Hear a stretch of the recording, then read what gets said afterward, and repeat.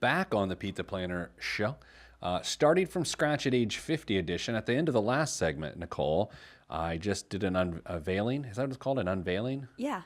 I just unveiled something I hadn't even thought about, writing my column for USA Today. This is part of a 4-part series, but I do have a secret part of news. The 4-part series turned into a 5-part series, but I'm not supposed to tell you that.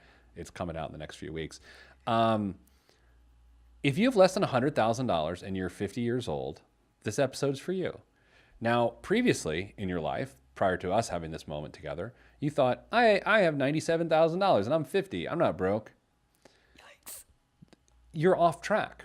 Okay, so if you want to say broke, or if you want to say off track, or if you want to say I have nothing or I have something, it's all off track.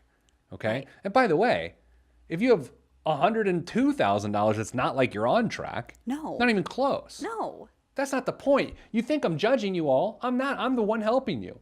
What I'm saying to you is there are very few resources for someone who is 50 years old to learn how to start from scratch at 50 and put together a plan, and this is that plan. Nicole, I got to tell you a little story. Please, story time.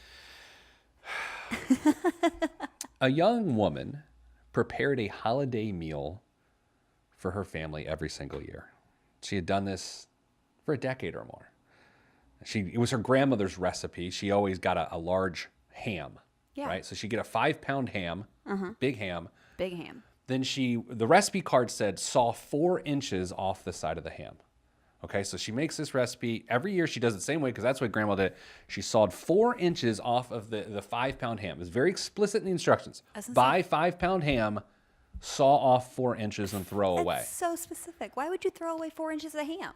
This woman wondered the same thing. That is so wasteful. One holiday, when her mother is over at her house, she said, Mom, why did grandma, I do this every year and it's always delicious and I'm not complaining, but why does it say cut 4 inches off of the ham?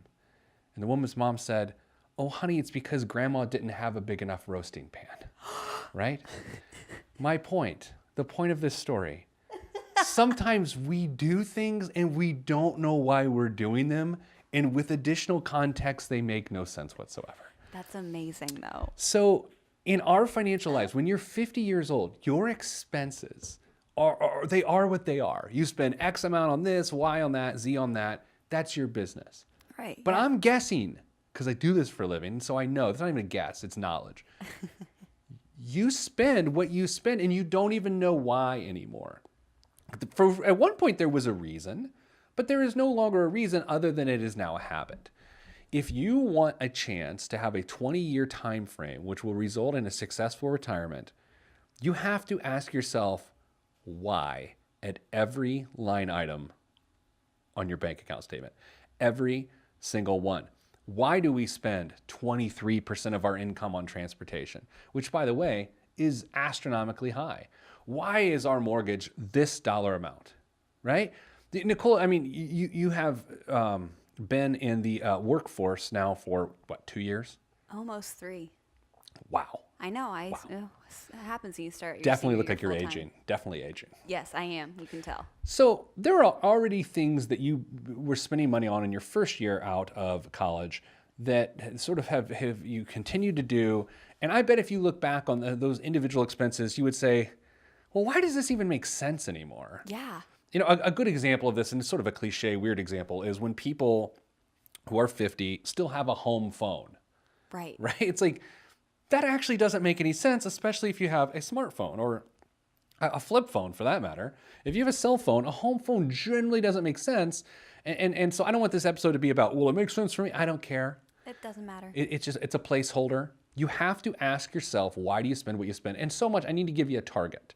Yeah. Nicole, the next item to check off your list, if you are 50 and broke, you must reduce your spending by 10%.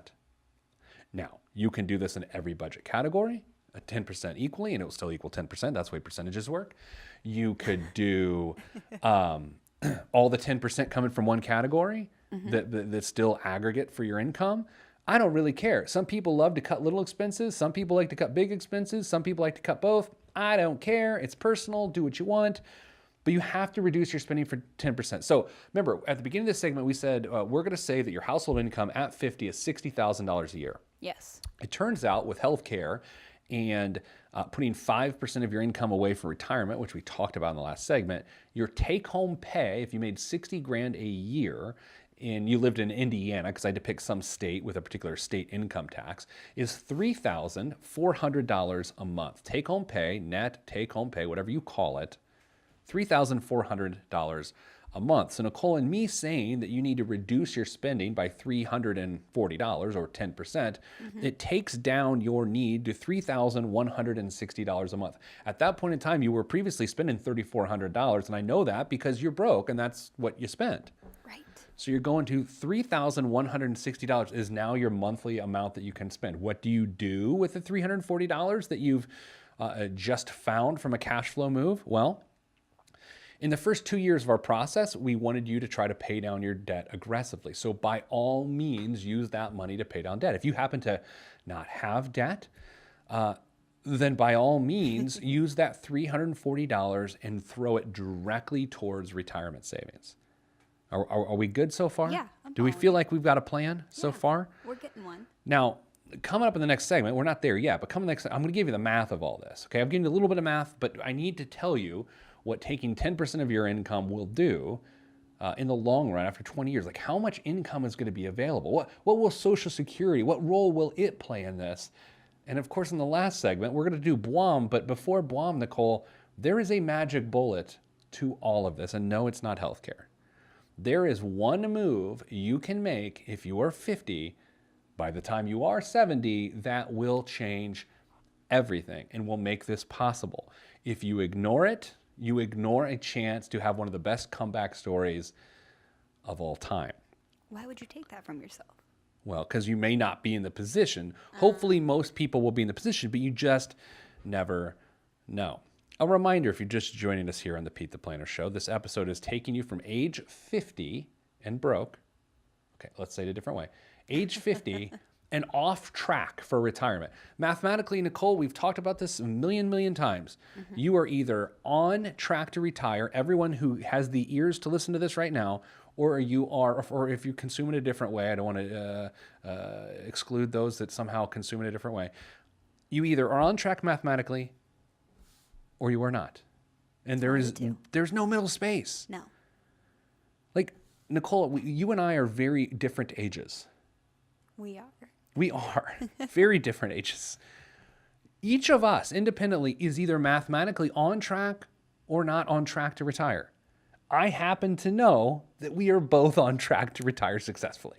And it's one of those, it's funny because I don't know if I wouldn't have started working for you or working for a company that encouraged me to take advantage of my 401k match.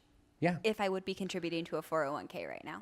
I don't know. I It don't just know if seems I like would it just seems like one of those adult words that people hear sometime that you don't know if it applies to you, right? Yeah, I didn't. And because there wasn't anyone to answer questions about that for me, Yeah. I didn't know. So again, if you're off track and you're around 50, this show is for you.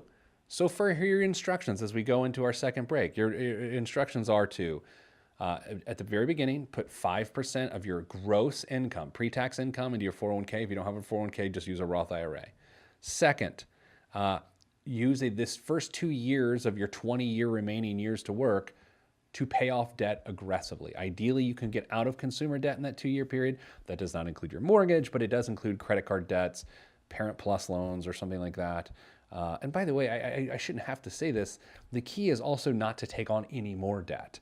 When your high school age kid comes to you and says, "I want to go to this school, but you're going to have to borrow money on my behalf," your chance at being able to retire successfully involves you saying, "No, we got to find a different way." Coming up after the break, the math. How do you actually accumulate enough money to sit down, stop working, and hopefully go fishing? I'm Pete the Planner, and this is my show.